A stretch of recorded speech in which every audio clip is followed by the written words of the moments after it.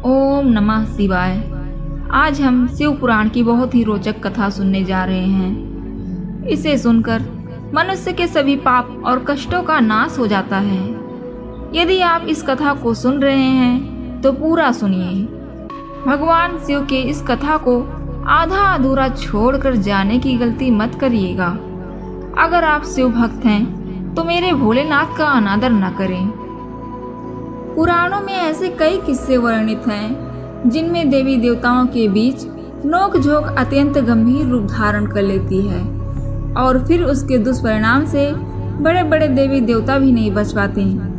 आज हम आपको एक ऐसी ही रोचक कथा बताने जा रहे हैं जिसमें माता पार्वती से किया गया भगवान शिव का मजाक उन्हीं को भारी पड़ गया। माता पार्वती ने क्रोध में न केवल अपने पति को श्राप दे डाला बल्कि अन्य 4 देवताओं के जीवन को भी अप्रत्याशित रूप से बदल कर रख दिया। दंत कथा के अनुसार एक बार भगवान शिव और माता पार्वती जुआ खेलने बैठे। दांव में भगवान शिव ने अपना सब कुछ लगा दिया। खेल की समाप्ति भगवान शिव के हार के साथ हुई। भगवान शिव माता पार्वती को अपना सब कुछ सौंप कर गंगा के तट की ओर चल दिए। शिव के पुत्र कार्तिकेय को जब यह बात पता चली तो उन्होंने शिव जी की चीजें वापस लेने के लिए माता पार्वती के साथ जुआ खेलने का फैसला किया। खेल शुरू हुआ। इस बार कार्तिकेय जी जीत गए और माता पार्वती से सारा सामान लेकर शिव को मिलने चल दिए। कार्तिकेय के जाने के बाद माता पार्वती इस चिंता में पड़ गईं कि सामान तो गया ही, पति भी उनसे दूर हो गया।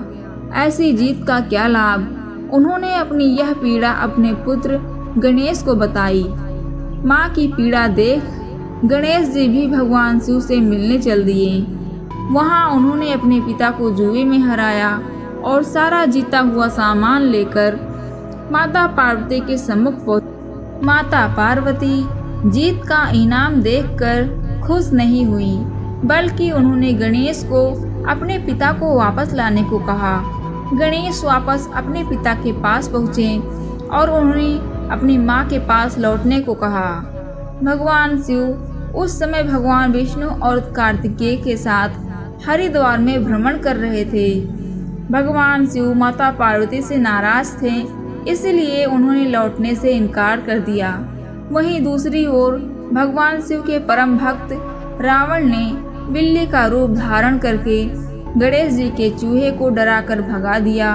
भगवान विष्णु ने भगवान शिव को माता पार्वती के साथ वापस जुआ खेलने की सलाह दी। इसके अलावा जीत भगवान शिव की ही हो, इसलिए उन्होंने खुद पासा का रूप धारण कर लिया। भगवान शिव के पास दांव पर लगाने के लिए कुछ भी नहीं था, इसीलिए नारद मुनि ने उन्हें अपनी बीड़ा और अन्य सामग्रियां सौंप दी। भगवान शिव और माता पार्वती ने जुआ खेलना शुरू किया। इस बार भोलेनाथ जी जीतने लगे। उनकी जीत देखकर गणेश जी को शंका हुआ। थोड़ी देर बाद ही उन्होंने इस जीत का रहस्य जान लिया और माता पार्वती को भगवान शिव से भगवान विष्णु, नारद मुनि, कार्तिकेय और रावण के मिली भगत की बात बता दी। साथ ही यह भी बता दिया कि पासे का रूप धारण करके स्वयं भगवान विष्णु वहां पर हैं। इस छल को देखकर माता पार्वती को क्रोध आ गया और उस क्रोध में उन्होंने भगवान शिव को श्राप दे दिया कि उनके सिर पर हमेशा गंगा का बोझ बना रहेगा। कार्तिकेय को हमेशा बाल रूप में रहने का श्राप मिला। रावण को यह श्राप मिला कि विष्णु का अवतार ही उसका संहार करेंगे। उनके इस कोप से नारद मुनि भी नहीं बच सके और उन्हें एक स्थान पर न टिके रहने का श्राप मिला। इसी कारण नारद मुनि तीनों लोकों में विचरण करते रहते हैं। यह कथा आपको कैसी लगी कमेंट बॉक्स में ज़रूर बताएं। इस वीडियो में बोलते समय यदि कोई गलती हुई हो तो उसे क्षमा करें। यदि आप शंकर भगवान के सच्चे भक्त हैं तो इस चैनल को जरूर सब्सक्राइब करें। साथ ही वीडियो को लाइक, कमेंट में हर हर महादेव लिख दीजिए।